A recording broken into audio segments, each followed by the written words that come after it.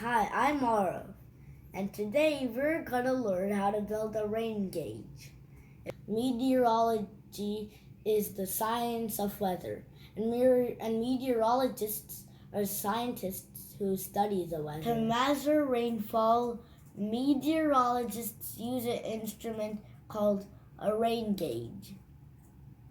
They find patterns in the rainfall and predict when it's gonna rain next. This is vital information for farmers and gardeners. But in case you hadn't seen my video on meteorology, you can watch that now. This is the barometer I made in the other video. And today we're gonna build a rain gauge. So we need a bottle, some duct tape, a cutter thing, some balls, modeling clay, and a ruler. We got this bottle and this cutter. So first we're gonna cut the bottle. As you can see, it's almost to the bottle's neck. And if you can't really cut it, you can ask an adult for help. So I'm just gonna cut like this part of the bottle. Okay.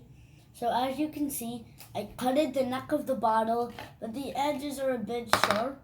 Just in case there's anything sharp in there, we're gonna cover it with some duct tape. I've covered the sharp edges with duct tape. And now I'm gonna pour these balls in. Okay.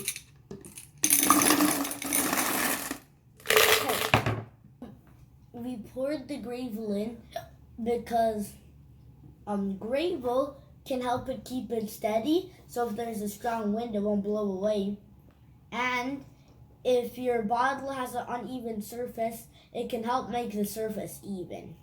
Next, we need some modeling clay, and I'm using purple, but you can use any color. And we're gonna make this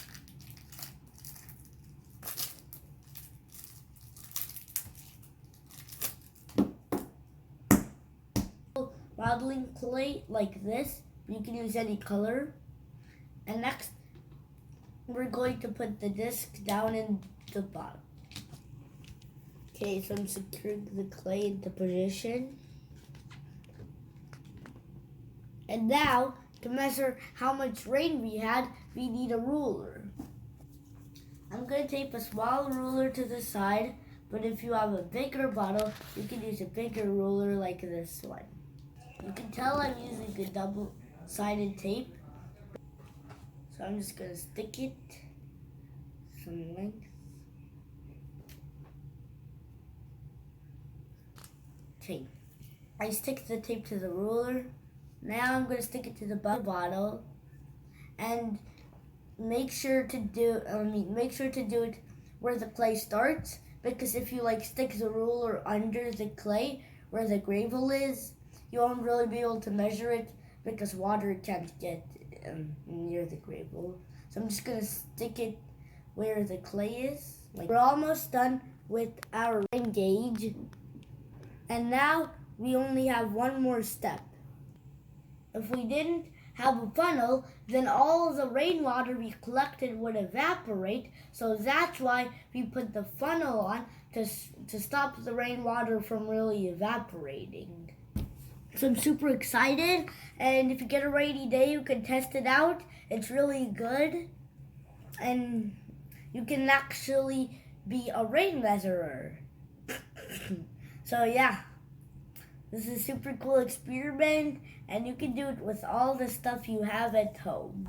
We built this rain gauge, and I'm super excited to test it out. It's raining really heavily, and I'm gonna put it here and measure how much rain there is today. And if you want to, you can keep a log and measure how much rain there is. So I'm gonna keep it here.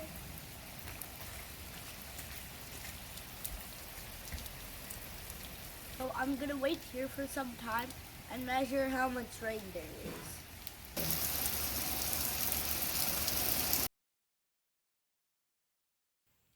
When rain falls, it soaks into the soil or goes down drains or falls into oceans and rivers and etc. But when rain falls, if water didn't soak up into the ground or go away in drains or like flow into oceans or rivers or lakes or etc., it will pile up, and the more water that fell, the more deeper it will get. That is the same principle we use in the rain gauge. We collect all the water that falls into this circular opening at the top, as you can see over here. And I've stuck a ruler over here to measure how much water fell into it. I left this rain gauge outside, and I think it collected maybe 0.2 centimeters of water, or 0.3. It didn't collect a lot of water, but if I had a rain gauge double the size, it would collect twice the amount of water, but the depth would still be the same.